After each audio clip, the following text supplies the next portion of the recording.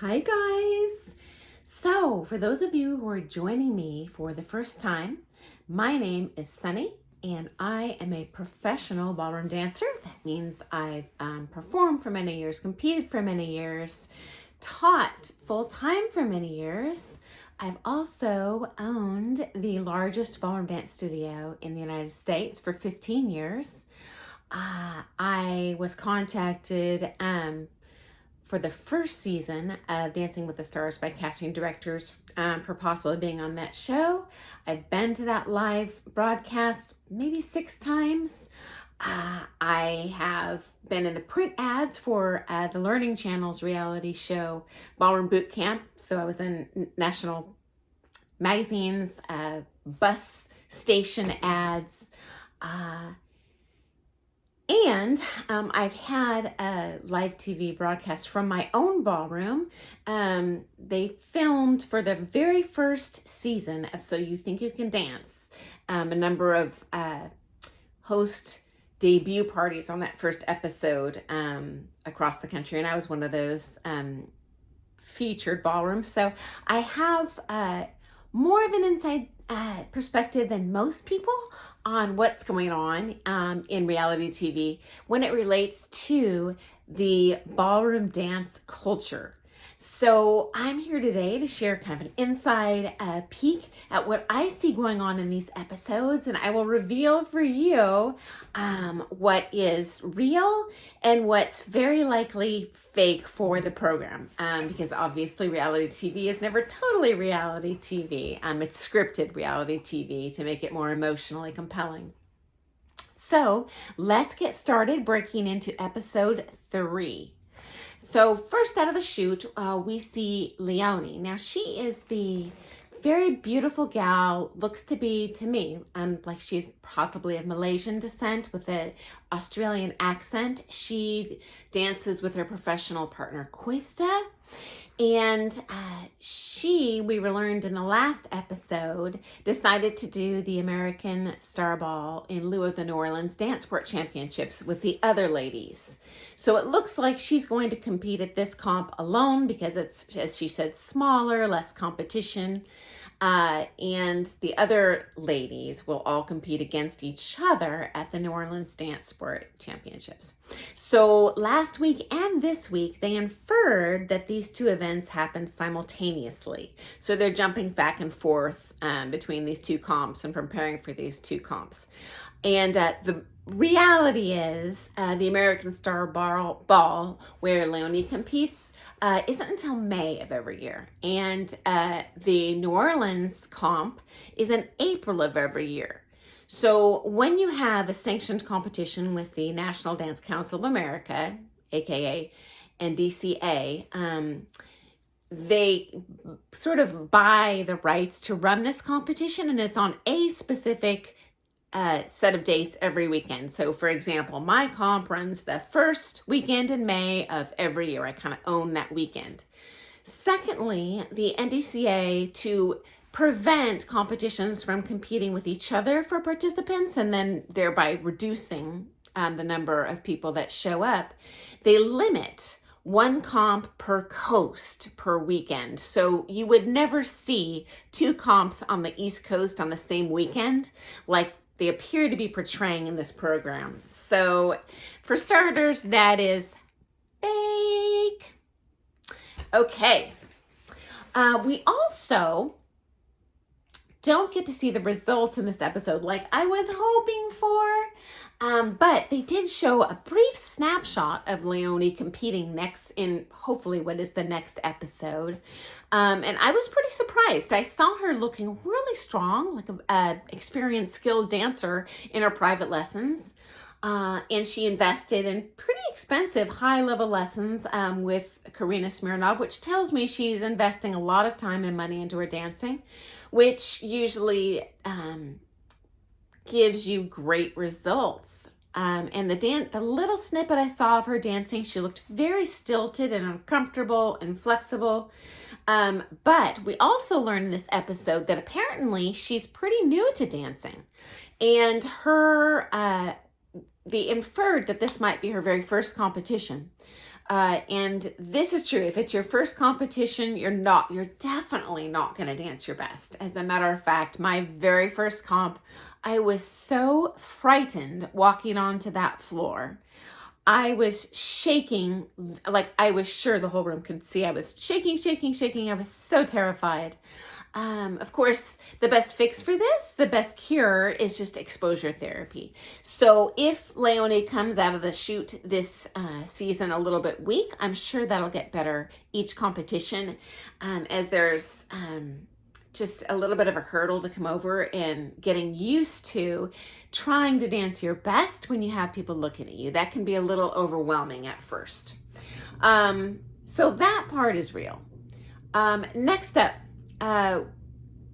it appears in the future of this season that Leone is going to compete against these other ladies who are more experienced. And they're all doing the open adult B Latin category. Now, the reality is when you start competing for 99.9999999% of the ballroom dance world, you start at what's called the bronze level. And the levels are bronze, then you kind of graduate as you become skilled at that level to the silver, to the gold. And then after you get out of gold for Pro-Am, it's called Gold Star. For amateur, you would move to novice, pre-champ, and then championship. For professional, you would go from Rising Star to the championship category. Or for Pro-Am, like you're seeing in this series, you would say bronze, silver, gold, the Gold Star, and then the Open Scholarship Championship events. So this would probably be fake that someone would come right out of the chute and do that Open Gold Star or Championship Scholarship with these more experienced ladies. They actually pair you up on the floor with people that are of commensurate age and skill and experience level. So my guess is they cast Leone just because she's kind of exotic with that fun accent and beautiful. And perhaps we have an exciting personality thing coming up that'll make us want to watch her more. So that'll be interesting to see. But anyway, this is probably fake that she is coming out of the chute competing in this category. Now, certainly she is for the show, but it'll be surprising if she does well. That being said, because she does appear to be investing a lot of time and money in her dancing, it'll be interesting for me as an experienced dancer to see how that translates into how fast she's going to improve, because she could shoot up the ranks if she's very talented and willing to invest a lot in her dancing. Next up, we see Leone getting a gown designed. She goes to a fitter, they're doing measurements, they're draping the fabric. This is 100% real. We can't get these costumes just off the shelf down the street at the store. They are custom made. They are generally made of lycra, so they have a lot of give to them. So when you're moving athletically, you can fully extend. They do have a ton of rhinestones and feathers, fringe. Another dancer mentioned sequins. Sequins, not so much unless they're on a fringe, because if it's on the bodice of your costume, your partner could cut their hands on the sequins. So sequins are limited. And someone else, I believe it was Sabrina, mentioned each of these costumes, will run $3,000 and over for kind of an esteemed brand name. And that is true. The most I've spent on a costume is about $6,000. Now, these ladies are competing in Latin, so their costumes just have less fabric and require less rhinestones. So their costumes will be quite a bit less expensive than mine, because my specialty was not Latin, although I have competed in Latin, but my specialty is called the International Standard. So more of the traditional ballroom dances, waltz, tango, foxtrot, Viennese, waltz, quickstep. So the costuming is a little different in those dances. We have long ballroom gowns that go to the floor as opposed to really short and a little less revealing, a little more conservative. Next, I believe it was Sabrina who mentions that she has to have a different look and a different costume for each competition. Now, this is fake. This is fake for this program. So I noticed when Leone was in one of her interviews, she had a jacket on with a big patch that said Catherine Rose on it. So this is someone that makes dance wear. So what is very likely happening, since they were willing to show that patch for this program, this designer is probably sponsoring all the costumes for this TV show, meaning they make the costumes for the ladies. They provide them free of charge for the show, and then they take the costumes back and they'll sell them at a big markup on their own website because they've been featured on the show. So she's not sponsored because she's God's gift to dancing. As a matter of fact, we've already learned Leone is very new. I wasn't sponsored until I'd been competing at least 15 years. So that takes a long time. But they do sponsor you because they want to make money off of you sort of advertising those costumes. The reality is, what is real is that ballroom dancers usually get about 2 costumes a year. I did. You wouldn't get less than 1 because, like streetwear, trends go in and out. The length, the styling, some might have feathers that go in and out, kind of how many circles the skirt is, whether it's wide or a little more narrow, if it's fitted through the hips or just through the waist, empire waist, float designs. These trends change year to year. So you do want to get a costume at least once a year. Otherwise you won't look like a serious competitor, like you're not investing in your dancing. You can buy them, well, I always bought them new, but you can buy them used at a bit of a reduced price as well. There are also more expensive designers and cheaper designers. So when I would buy costumes for show dances, where I might only wear that costume 3 times, I'll buy a cheap costume from China. If I have kind of a competition gown, I'll definitely spend a lot more on that because I'm going to get a lot more wear and exposure out of that one. Next up, Colette. So is it my imagination, guys, or does Colette look totally like Cindy Crawford? At least she resembles her. I've been looking at her in the past introductory episodes, and I'm like, have I met her? Why does she look familiar? And I think she looks a little like Cindy Crawford. And she's the lady with the special needs son. She has only been dancing with her partner Alex for 3 months. And they did not make the final in the last episode, which was pretty devastating for her, understandably so. But she's only been dancing with him for 3 months. Now she mentions, oh, maybe we're not showing the chemistry.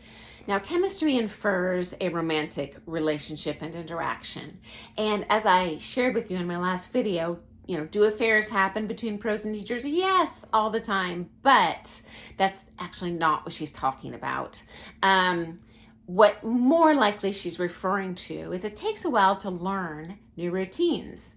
And as lady, if you don't know the routines, it's okay. Anything you see in dancing is probably truly leadable and followable without me as lady knowing what to expect. But I'm certainly going to perform my best if I've mastered the routines, if I have them memorized, if I know what to expect, if I can rehearse those moves with my partner over and over and over again to really perfect them. So it is expected at this point in the game to be a little rough around the edges, and that will improve greatly over the next year. So I think long term, we're going to see a much better showing for her. What is fake about Colette, again, this lady that looks like Cindy Crawford, is her partner, her professional partner, announced 1 day in advance he was going to leave for a week for Hawaii, so they couldn't prepare together. And then in this episode, he shows up 28 minutes late to her private lesson, or doesn't show up. So she calls him and he answers from the bed in Hawaii, and apparently he's going to stay there another week. Now, this is totally fake drama for this program. Fake. Here's why. As I shared in my last video with you, you plan these competitions a good year in advance. You know what your comp schedule is, and you book your competitions based on your own personal needs. You would never actually book a competition and they sign up months in advance. They wouldn't do this if they knew he was going to be out of town, because obviously they wouldn't dance their best. Secondly, as a professional, we would never no one in their right mind would blow off their student for a week before the comp and make them nervous, or just stay in bed in Hawaii and decide to stay for an extra week, blow off a private lesson, and then pick up your phone in bed talking to your student saying, oh, I'm under the weather, I won't make it another week. This is so not realistic, guys. This is scripted for the show, for drama. Also, this comp that they're competing at April 5th through 8th, they did have a month between this and the Tri-State Challenge to prepare. So they did have a little bit of dance time, very likely, to prepare for this next comp that they did not show on this episode, just to kind of heighten the drama of him blowing her off. Most exciting, I am beside myself with excitement in this episode, is we finally get to meet Puja. So Puja is the partner who, if you remember from episodes 1 and 2, Colette's old partner, Christian, dumped her for, as she calls it. So her partner apparently said, I'm not going to dance with you anymore in this category in favor of Puja. So Puja is coming from the American rhythm style, and I'm very excited to see how these two show on the floor with each other. Now, this is very real. This sort of thing does happen in ballroom dance, where maybe the pro, as she says, partner dumps the amateur, not as often. More often, the amateur, for whatever reason, will switch to another pro. Maybe their pro isn't as accessible as they want, or they don't have common goals. Maybe that pro is too expensive for their taste. Maybe they want to take from a better pro. Because like any other industry, you have people that are championship level, but the vast majority of pros in this industry are just kind of social dance teachers. And they'll do pro-am with you, but you're probably not going to place as highly with them as you would with a more accomplished professional. So anyway, it is very exciting to see these pros and amateurs go up against each other on the floor, because that is totally real. There is going to be a lot of tension there, not just from the two new partnerships, those couples being on the floor side by side, but also from the informed audience members and the other competitors, because we all know who competes with who, and when there's a switch up, that whole room's going to be looking at those two couples to see how they're dancing and showing against each other in competition for the first time. So this will be so exciting. Unfortunately, they did not share the results of this competition in this episode. We only saw some tiny snapshots, so apparently they're going to make us wait for episode 4 to see how this all pans out. But it was super exciting to see Puja, to meet her family, and to see kind of where she's coming from. So I'm getting over the 10-minute mark here, and I do hope to keep these videos in a reasonable chunk of time, so maybe you can prep dinner and watch, and then finish the episode and tune in again. So I'm going to split this one into 2 parts because I have a lot to talk about. I'll post this right now, and hopefully I can prep my own dinner and then post a follow-up part 2 to what I saw in episode 3, and I'll do that shortly. Thanks so much for joining me, guys. See you soon. Bye.